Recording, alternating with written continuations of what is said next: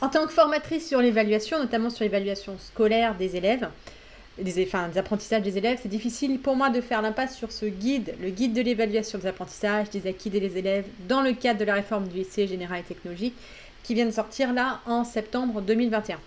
Ce guide fait suite à la disparition des épreuves, de la plupart des épreuves finales du baccalauréat.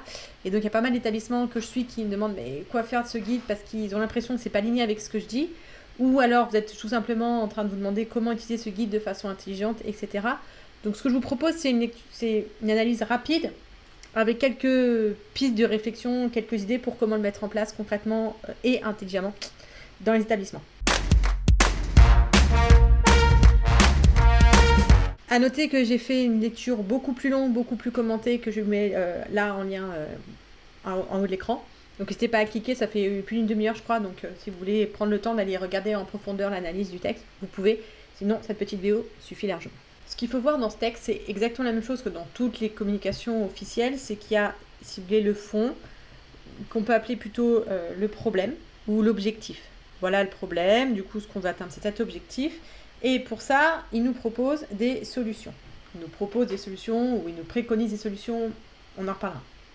Donc la première chose sur laquelle moi je voudrais me poser, c'est ça, c'est cette analyse-là. Il y a une analyse du problème qui est, on a supprimé les épreuves finales, qu'est-ce que ça pose comme problème? Là, ce qui est intéressant, c'est que ces problèmes, ils existent à l'école depuis bien longtemps, ils n'ont pas été créés par la disparition des épreuves finales, et du coup, c'est intéressant de plonger dans ces problèmes-là. Les deux problèmes principaux, c'est ce que dit le guide, le problème de l'égalité de traitement. Et le deuxième problème, c'est celui de la transparence pour les familles. C'est-à-dire que les parents comprennent pourquoi leurs enfants ont cette note-là, etc., etc. Sur les deux choses, c'est important de ne pas être plus royaliste que le roi. C'est-à-dire que la transparence, il faut bien se rappeler que le bac était assez simple. Avec la réforme, il est devenu très compliqué.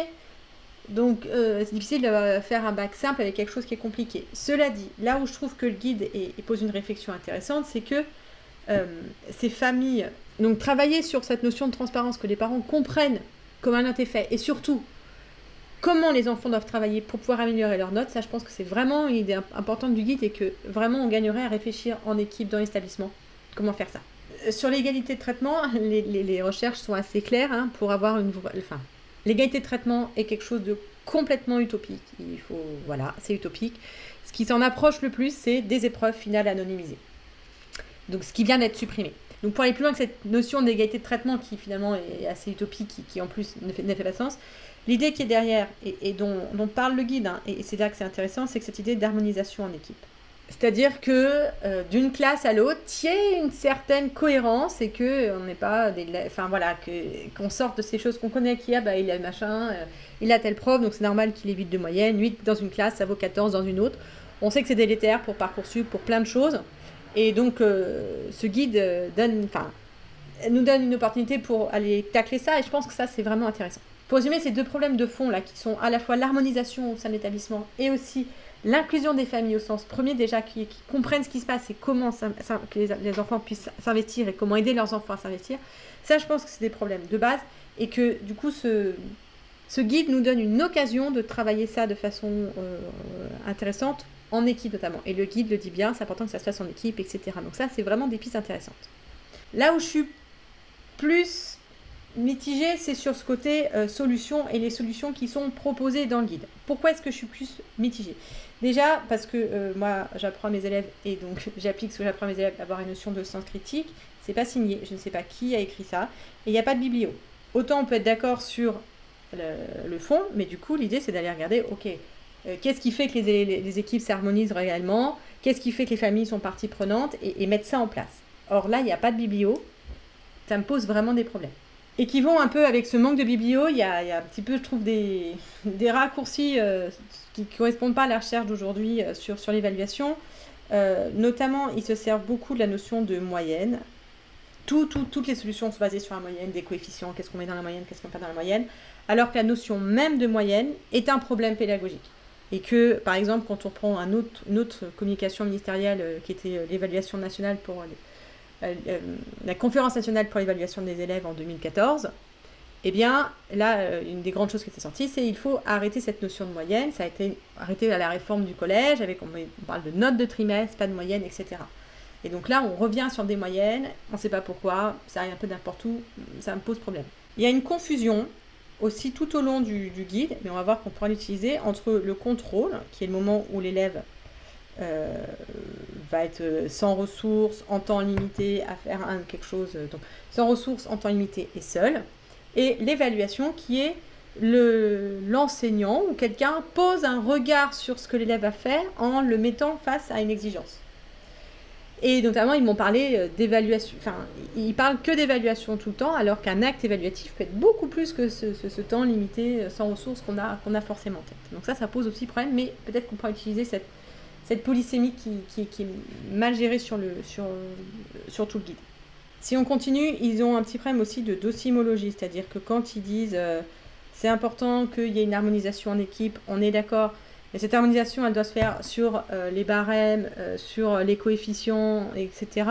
Ça, on le sait, il y a quand même des choses assez robustes qui montrent que ce travail-là, en fait, mène à un travail en superficiel, que de toute façon, superficiel de la part des équipes, et que le travail en profondeur qui fait progresser les élèves, il a lieu vraiment sur les actes d'apprentissage des élèves. Donc, qu'est-ce qu'on va leur faire apprendre? Comment est-ce qu'on n'est pas combien de points je mets sur cette question? C'est à quelles conditions est-ce que je pense que cette condition est correcte? Or, le guide ne parle pas de ça. Il reste vraiment sur à combien mes points ou ça, etc. Donc vraiment, alors que c'est ça qui est intéressant. Et puis, ils effacent tout le côté docimologique, comme si une note était quelque chose d'objectif et que de toute façon, du coup, ça permettait l'harmonisation, permettait l'égalité de traitement. On sait que même dans des épreuves anonymisées, d'un correcteur à l'autre, il y a des écarts de points d'environ, qui peuvent aller jusqu'à 10 points, même en maths, et que des écarts de 3 à 4 points sont très très très courants. Donc 3 à 4 points, c'est une mention, on passe d'une mention à une autre. Donc ça, ils font comme si ça n'existait pas, et ils ont une vision très naïve de l'évaluation, où finalement, il y a une sorte de note vraie, qu'un bon évaluateur sera celui qui trouverait la note vraie de la copie. Alors on sait vraiment que c'est pas ça. Et la dernière chose qui me pose question, c'est, donc déjà ils font la différence évaluation formative, sommative, j'ai expliqué pourquoi pour moi c'était pas forcément fécond, mais surtout ils vont nous expliquer quel pourcentage de la moyenne il faut que les évaluations formatives comptent, enfin en quoi les évaluations formatives doivent compter dans la moyenne et pour quel pourcentage. Alors que le principe d'une évaluation formative, c'est que si l'élève apprend après, la note augmente. Donc ça peut pas être une moyenne, ça peut pas être quelque chose qui est pris dans la moyenne, ça veut pas dire qu'on peut pas mettre de notes sur les évaluations formatives, mais par exemple on peut faire des notes qui montent. Ça on n'en parle pas, etc. Donc la notion même qui est des indications sur comment compter les notes formatives dans la moyenne, ça prouve qu'il y a un gros problème. Enfin voilà, la façon de décrire les solutions entre guillemets est très naïve, se base beaucoup sur des premiers sens qui finalement sont beaucoup infirmés sur la recherche, il n'y a pas de biblio. Moi, ça me pose problème. Concrètement, une fois qu'on a dit ça, le but, c'est pas d'arriver là, mais de voir qu'est-ce qu'on peut en faire de ce guide. Et donc, c'est là où je pense qu'on peut faire une proposition intéressante. L'idée principale, c'est pas de voir ce guide comme un cadre, parce qu'on a vu, il est assez bancal, mais au contraire de voir ce guide comme une opportunité.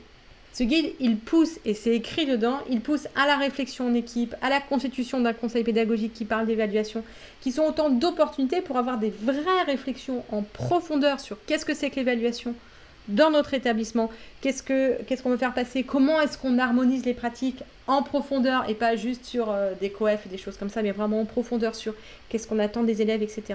À noter que ce travail en profondeur, il est vraiment fécond sur la durée, c'est-à-dire que c'est quelque chose qui dure au minimum une année, si ce n'est plusieurs années, idéalement même avec des apports extérieurs, que ce soit par des formations, que ce soit par l'accompagnement, des lectures, etc., pour aller justement sortir de la vision naïve qui est dans le guide, pour aller voir en quoi l'évaluation est vraiment un levier pour les apprentissages. Et je pense que si vraiment les établissements qui arrivent à saisir cette opportunité pour utiliser l'évaluation, dont la recherche nous montre que c'est vraiment le levier le plus important pour faire apprendre les élèves, donc c'est vraiment pas anecdotique, je pense que vraiment il y a une opportunité pour faire progresser les établissements, enfin les élèves et les établissements.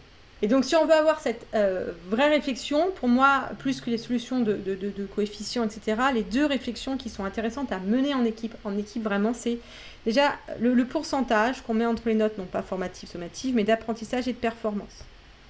Quel pourcentage pour les notes d'apprentissage? Quel pourcentage pour les notes de performance? Et ce pourcentage peut varier de la seconde à la terminale, etc. Mais c'est vrai que si c'est le même pourcentage sur sur tout un niveau, sur toute une division, c'est quand même plus transparent, encore une fois, pour les familles. Et c'est l'occasion d'avoir des discussions encore plus poussées sur, par exemple, quelle est la performance, comment est-ce qu'on peut sortir de la moyenne. Par exemple, on va faire 5 évaluations, mais on va compter que les 3 meilleurs ou des 2 meilleurs, je ne sais pas. Mais en équipe, comment est-ce qu'on peut faire pour sortir de ce biais de la moyenne et quand même avoir une note de performance intéressante, hein. Je rappelle, compter les performances dans la moyenne, c'est comme si on arrivait aux Jeux Olympiques et que tous les chronos d'entraînement étaient comptés pour la course la course qui compte pour la médaille. Donc voilà, ça n'a aucun sens. Mais comment est-ce qu'on donne une note de performance qui à la fois laisse le droit à l'entraînement, etc. Et voilà, donc là, il y a une vraie réflexion intéressante, je trouve, à avoir en équipe. Et ensuite, une réflexion sur la note d'apprentissage, avec notamment, je pense que si ce guide peut être l'occasion de la constitution d'un curriculum, c'est-à-dire vraiment dans notre établissement, qu'est-ce qu'on veut faire passer, quelles sont les choses qu'on veut faire apprendre, être vraiment dans la définition fine de ce qui va se passer au niveau de l'acte d'apprentissage dans les classes, là, tout le monde a y gagné. Et l'autre discussion qui peut être intéressante, c'est la signification des notes. D'accord ? Si vous me suivez un petit peu, vous savez qu'une note, c'est pas une mesure, hein, ce qui a l'air un peu naïf dans ce guide, c'est plutôt un message. Mais du coup, quel message on envoie ? Donc, quelle note minimum, par exemple ? Quelle est la note minimum qu'on ne peut pas avoir dans notre établissement ? Ça peut être intéressant d'avoir un équilibre, de dire, ok, à partir de maintenant, plus aucun élève n'a de note en dessous de 6 ou en dessous de 7. Qu'est-ce que c'est pour nous le minimum exigible ? C'est-à-dire, en dessous de cette note-là, eh bien, il n'y a pas les bases. D'accord, il y a un problème et voilà. Au-dessus, c'est qu'il y a les bases, on peut y aller. C'est quoi cette note palier ? Cette note qui permet de dire au-dessus ça va, en dessous ça va pas. Et ensuite, la troisième note que je trouve intéressante de définir, c'est la note entre les bons et les très bons, en fait, si vous voulez.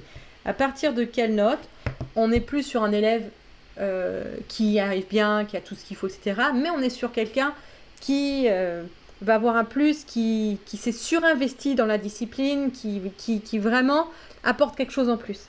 Et c'est quoi cette note où on passe d'un élève, bon, hein, voilà, il y a quelque chose en plus. Et ça peut être intéressant que ces paliers-là, qui sont finalement assez ancrés dans la tête des parents d'établissement, mais chacun a ses seuils différents. Voilà, il y a des profs de français qui disent au-dessus de 14, c'est Dieu, manifestement, son palier bon, très bon, il est à 14. Si à côté en maths, cet palier, il est à 18, c'est normal qu'il y ait des choses qui soient difficiles à la fois au niveau qui posent des problèmes dans le calcul des moyennes et de Parcoursup, même sans aller chercher le bac, et aussi au niveau des familles. Donc ça, je pense aussi que c'est une réflexion qui est intéressante à avoir en équipe. Là, c'est toujours pareil, hein, quand on discute avec l'institution, il y a deux solutions. L'institution, c'est pas un système, c'est une personne. La personne que vous avez en face, deux solutions. Soit elle comprend votre démarche, qui est finalement aussi celle du guide, hein, puisque vous rejoignez l'analyse du problème du guide. Donc la proposition n'est pas déconnectée du guide. Soit elle comprend que vous êtes dans la même logique d'aller chercher et la transparence pour les familles et l'égalité de traitement via une harmonisation, auquel cas vous pouvez faire une proposition qui correspond à la demande de l'institution. En fait, j'ai aussi l'impression que ces préconisations, elles ont été faites pour pas que les familles puissent râler, pour dire « Ah, regardez, on est dans les clous ». Mais si vous faites quelque chose où vous savez que les familles vont être avec vous, il n'y a pas... voilà, ce qui compte, c'est aussi c'est cette notion de transparence, de le faire en lien avec les familles, etc.